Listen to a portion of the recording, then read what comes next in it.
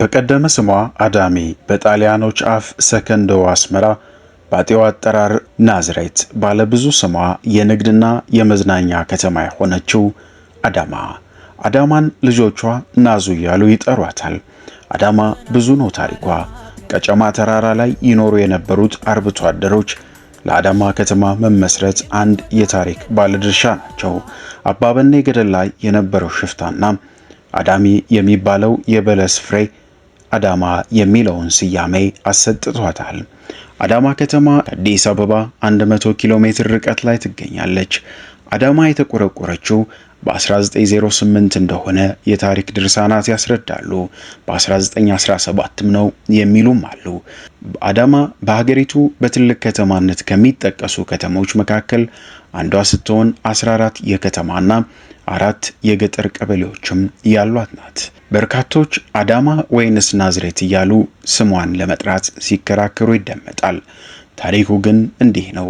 የከተማይቱ ምስረታ በ1908 እንደመሆኑ የመጀመሪያው ስሟ አዳሚ እያደገ ሲሄድም አዳማ የሚል ሆነ። ይህ በጊዜው የኢትዮ ጅቡቲ የባቡር መስመር ኃላፊ የነበሩት ፍቅር ያየሂራድ የተባሉ ሰው በአካባቢው በነበረው የቁልቋል ፍሬ ወይንም የበለስ ፍሬ ሳቢያ በኦሮምኛ የነበረው ስያሜውም አዳሚ የሚባል በመሆኑ ይህንን መመልከታቸውን ተከትሎ አዳሚ የሚል ስያሜን እንደሰጧት ይጠቀሳል።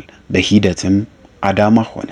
ናዝሬት የሚለውን ስያሜ ደግሞ የሰጧት ቀዳማዊ ኃይለ ሥላሴ እንደሆኑ ይነገራል። ይህ ንጉሱ በአዋጅም ያስነገሩላት ስያሜዋ ነበር። ከተማዋ በዋናነት የአስተዳደር፣ የኢንዱስትሪ፣ የንግድና የኮንፈረንስ እንዲሁም የመዝናኛ ማዕከል ናት። በከተማዋ በርካታ የማምረቻ ኢንዱስትሪዎች፣ የጅምላ ንግድ የሚሸጥባቸው የንግድ ማዕከላት፣ የነዳጅ ማደያዎችና አገልግሎት መስጫ ተቋማትም በርከት ብሎ ይገኛሉ።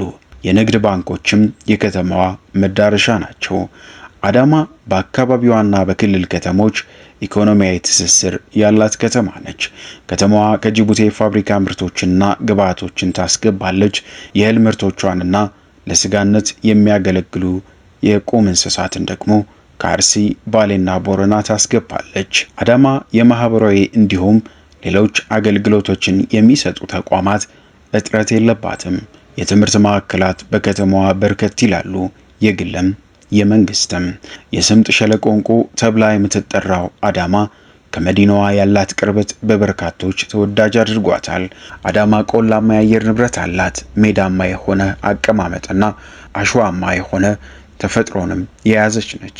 በከተማዋ መግቢያ ላይ የሚገኘው የኦሮሞ ሰማዕታት ሐውልትም የከተማዋ አንድ ምልክት ተደርጎ ይወሰዳል።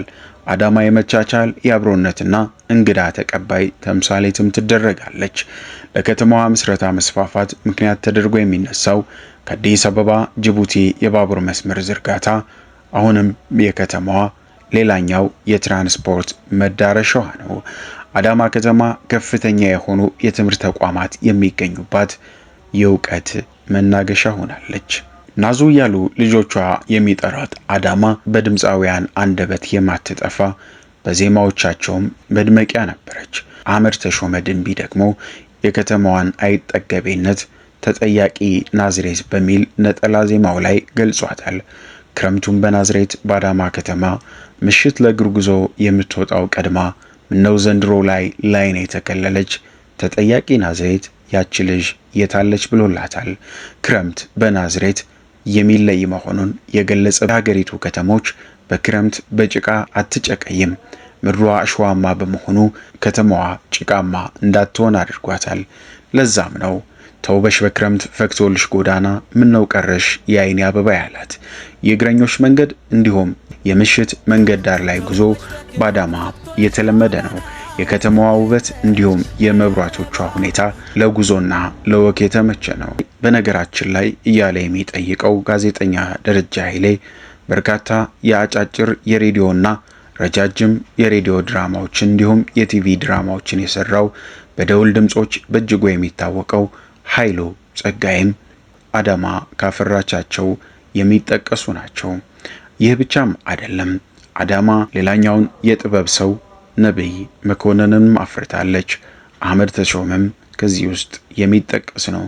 በርካታ ሙያተኞችን አዳማ አፍርታለች።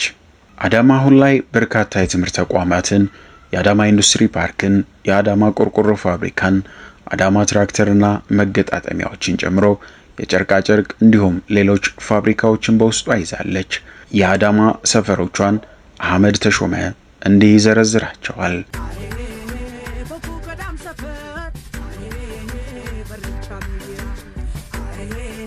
አዳማ ደጋጎች መኖሪያቸው ያደረጓት መሆኑን ሲገልጹ ይልማ ስጋ ቤትን ይጠቅሳሉ። ይህ ስጋ ቤት ባለቤቱ በአዳማ ለበርካታ ዓመታት ስጋቸውን ለአዳማ ነዋሪዎች አቅርበዋል። እናም በሕይወት ሲለዩ ለልጆቻቸው ለአዳማ ሰው ቅቅልን በ2 ብር ከ50 ሳንቲም እንድትሸጡ በማለት ኑዛዜያቸውን ፈጸሙ። በዚህ መሰረትም ለበርካታ ጊዜ በዚህ ይልማ በተባለው ስጋ ቤት ልጆቻቸው ቃላቸውን ፈጽመው በ2 ብር ከ50 ሳንቲም ቅቅልን ይሸጡ ነበር። ላይ በ2 ብር ከ50 ሳንቲም ይህ ቅቅል ይሸጥ አይሸጥ መረጃ ባይኖረንም ይህንን የመሰሉ በጎ ሰዎች መገኛ መሆኗ አዳማን ልዩና የደጋጎች ቀዬ ያደርጋታል። ሰላሙን ሁሉ ለአዳማ እንመኛለን።